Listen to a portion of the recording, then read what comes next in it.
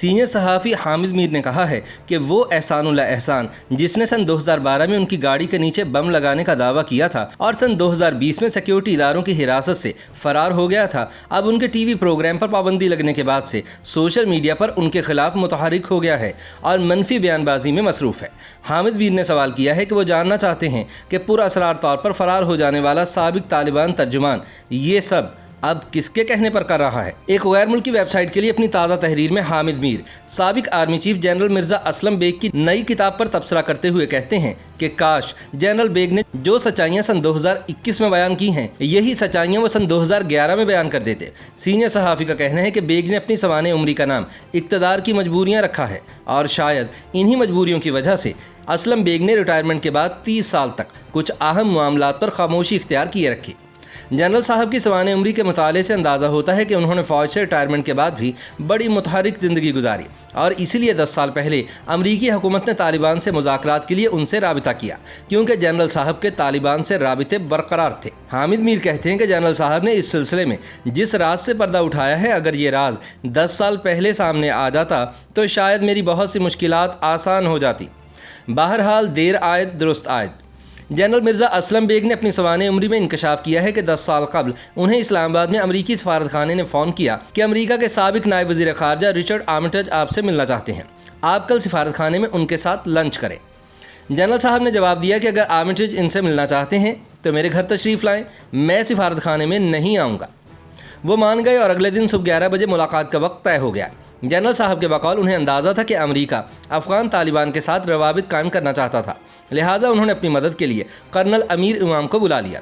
آرمیٹیج نے امیر امام کو دیکھا تو گھبرا گئے، لیکن جب تعارف کرایا تو پہچان گئے کہ یہ وہی امیر امام ہیں جو ہرات میں پاکستان کے قونصل جنرل تھے۔ رچرڈ آرمیٹیج مطمئن ہو گئے اور صاف صاف بتایا کہ امریکہ افغان طالبان سے مذاکرات کرنا چاہتا ہے۔ کافی تفصیل سے بات چیت ہوئی اور طے پایا کہ مذاکرات کے لیے کوشش ضرور کی جائے گی۔ کرنل امام نے طالبان سے رابطہ کیا اور طالبان نے انہیں مذاکرات کے لیے 5 نام دے دیے، جن میں 3 پختون، 1 تاجک اور 1 ہزارہ شامل تھے۔ کرنل امام نے یہ نام آرمیٹیج تک پہنچا دیے، جن کے ساتھ ان کا ای میل پر رابطہ تھا۔ کرنل امام سب معاملے سے پاکستانی حکام کو بھی باخبر رکھے ہوئے تھے۔ جنرل بیگ نے اپنی کتاب میں لکھا ہے کہ ایک دن کرنل امام اپنے ساتھ سابق ونگ کمانڈر خالد خواجہ کو لے آئے۔ خالد خواجہ نے بتایا کہ وہ ایک برطانوی ٹی وی چینل کے لیے پاکستان اور افغان طالبان پر ڈاکیومنٹری بنانے کے لیے قبائلی علاقوں میں جائیں گے۔ جنرل بیگ نے انہیں منع کیا۔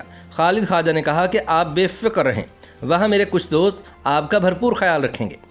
جنرل بیگ نے کرنل امام سے پوچھا کہ آپ تو نہیں جا رہے؟ تو انہوں نے کہا کہ وہ نہیں جا رہے۔ چند دنوں بعد معلوم ہوا کہ دونوں مشن پر روانہ ہو چکے ہیں۔ پھر خبر آئی کہ دونوں کو اغوا کر لیا گیا اور پھر دونوں کو قتل کر دیا گیا۔ جنرل مرزا اسلم بیگ نے اپنی کتاب میں فرمایا ہے کہ اس سازش کا مقصد طالبان اور امریکہ میں مذاکرات کی کوشش کو ناکام بنانا تھا۔ حامد میر کہتے ہیں کہ اب ذرا 10 سال پیچھے چلے جائیں۔ کرنل امام کا اصل نام سلطان امیر تارڑ تھا۔ انہوں نے اغوا ہونے کے بعد ایک ویڈیو پیغام ریکارڈ کروایا جس میں اعتراف کیا کہ وہ جنرل مرزا اسلم بیگ کے مشورے سے شمالی وزیرستان آئے تھے۔ خالد خواجہ کا بھی ایک ویڈیو پیغام سامنے آیا جس میں انہوں نے کہا کہ وہ جنرل مرزا اسلم بیگ، جنرل حمید گل اور ISI کے کرنل سجاد کے کہنے پر یہاں آئے۔ ان دونوں کے ساتھ ایک پاکستانی نژاد برطانوی صحافی اغوا ہوا۔ اغوا کاروں نے اسے تو رہا کر دیا اور ISI کے ان دونوں سابق افسران کو قتل کر دیا۔ ان دونوں کی تدفین کے 3 ہفتے بعد خالد خواجہ کے برخوردار نے تھانہ شالیمار اسلام آباد میں درخواست دی کہ ان کے والد کو حامد میر نے اغوا اور قتل کرایا۔ مختلف ٹی وی چینلز پر میرے خلاف پروگرام شروع ہو گئے اور الزام لگایا گیا کہ میں نے امریکہ اور بھارت کی ملی بھگت سے خالد خواجہ کو قتل کرا دیا۔ اس سلسلے میں کرنل امام کا خاندان خاموش رہا، لیکن خالد خواجہ کا خاندان بہت متحرک تھا۔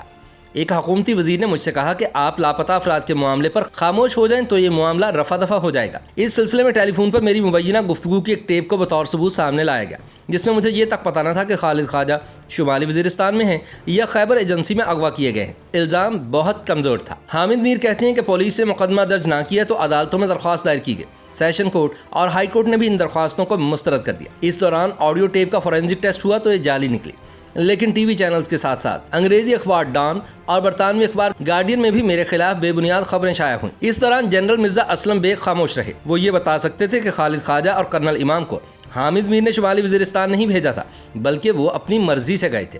لاہور ہائی کورٹ کے راولپنڈی بینچ نے میرے حق میں فیصلہ دے دیا، جس کے بعد معاملہ ختم ہو گیا۔ حامد میر کہتے ہیں کہ ستم ظریفی دیکھیے کہ 7 سال کے بعد سن 2017 میں ایک بار پھر خالد خواجہ کی اہلیہ کی طرف سے ایک درخواست دی گئی جس میں کہا گیا کہ حامد میر نے ان کے خاوند کو سن 2010 میں اسلام آباد سے اغوا کیا اور شمالی وزیرستان میں قتل کرا دیا۔ اسلام آباد ہائی کورٹ کے جسٹس محسن اختر قیانی کے حکم پر تھانہ رمنا میں میرے خلاف 7 سال پرانے واقعے کی FIR درج کرا دی گئی۔ میں نے ضمانت قبل از گرفتاری کرائی اور شامل تفتیش ہو گیا۔ دلچسپ نقطہ یہ تھا کہ سن 2010 میں تھانہ رمنا کا کوئی وجود ہی نہیں تھا اور اس تھانے کو سن 2017 میں میرے خلاف FIR درج کرنے کا حکم ہوا۔ ایک دفعہ پھر جنرل مرزا اسلم بیگ خاموش رہے۔ پولیس نے درخواست گزار خاتون سے کہا کہ وہ اپنا بیان ریکارڈ کرائیں، لیکن وہ پیش نہ ہوئیں کیونکہ وہ اپنے خاوند خالد خواجہ کے بارے میں شہید امن کے نام سے ایک کتاب لکھ چکی تھی، جس کے بیک ٹائٹل پر جنرل مرزا اسلم بیگ نے کتاب کا تعارف لکھا تھا۔ میں نے پولیس کو یہ کتاب دی اور کہا کہ اس کتاب کے مطابق مرحوم خواجہ صاحب اپنی مرضی سے شمالی وزیرستان گئے تھے۔ ایک سینئر صحافی جناب عبدالودود قریشی صاحب نے بھی پولیس کو بیان دیا کہ خالد خواجہ انہیں بھی ساتھ لے جانا چاہتے تھے، لیکن انہوں نے معذرت کر لی تھی۔ سابق رکن قومی اسمبلی جاوید ابراہیم پراچا نے بھی پولیس کو بیان دیا کہ خالد خواجہ اور کرنل امام ایک برطانوی صحافی کے ہمراہ 24 مارچ سن 2010 کو ان کے گھر آئے اور کہا کہ وہ شمالی وزیرستان جا رہے ہیں۔ دونوں نے رات ان کے گھر کوہاٹ میں گزاری۔ پراچا صاحب نے دونوں کو شمالی وزیرستان جانے سے روکا، لیکن وہ نہیں مانے۔ ان سب بیانات کی روشنی میں پولیس نے عدالت کو بتایا کہ حامد میر نے خالد خواجہ اور کرنل امام کو اغوا نہیں کروایا اور یہ کہ دونوں اپنی مرضی سے شمالی وزیرستان گئے۔ یوں ایک دفعہ پھر عدالت نے میری جان بخشی کی۔ حامد میر کہتے ہیں کہ غور طلب بات یہ ہے کہ خالد خواجہ اور کرنل امام پرائیویٹ مشن پر نہیں تھے۔ ان کے ہمراہ جانے والے برطانوی صحافی کا بھی پاکستانی اداروں سے رابطہ تھا، لیکن وہ رہا ہو گیا۔ جنرل مرزا اسلم بیگ نے خود اعتراف کیا کہ کرنل امام نے طالبان سے اپنے رابطوں سے متعلق پاکستانی حکام کو بھی آگاہ رکھا تھا، لیکن اس کے باوجود جب میرے خلاف بار بار جھوٹا الزام لگایا گیا تو جنرل بیگ بھی خاموش رہے اور ادارے بھی خاموش رہے۔ اس واقعے کے بعد طالبان نے میری گاڑی کے نیچے بم لگانے کی واردات بھی ڈالی اور مجھے قتل کرنے کی ناکام کوشش بھی کی گئی۔ حامد میر سوال کرتے ہیں کہ کیا آپ کو ان سب واقعات میں کوئی تسلسل نظر آتا ہے، کوئی تعلق نظر آتا ہے؟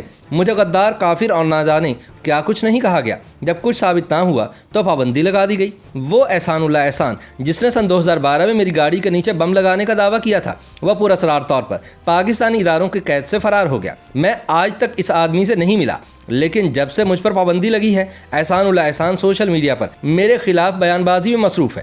وہ یہ سب کس کے کہنے پر کر رہا ہے؟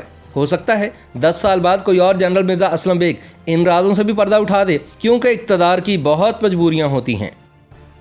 YouTube پر گوگلی نیوز دیکھنے کے لیے youtube.com کی سرچ بار میں گوگلی نیوز TV ٹائپ کریں۔ گوگلی نیوز کے پیج پر سرخ رنگ کے سبسکرپشن والے بٹن پر کلک کرنا نہ بھولیے۔ YouTube پیج پر اپلوڈ ہونے والی ویڈیوز سے باخبر رہنے کے لیے بیل آئیکن پر کلک کیجیے۔ آپ کو ہر نئی ویڈیو کے بارے میں نوٹیفیکیشن موصول ہو جائے گا۔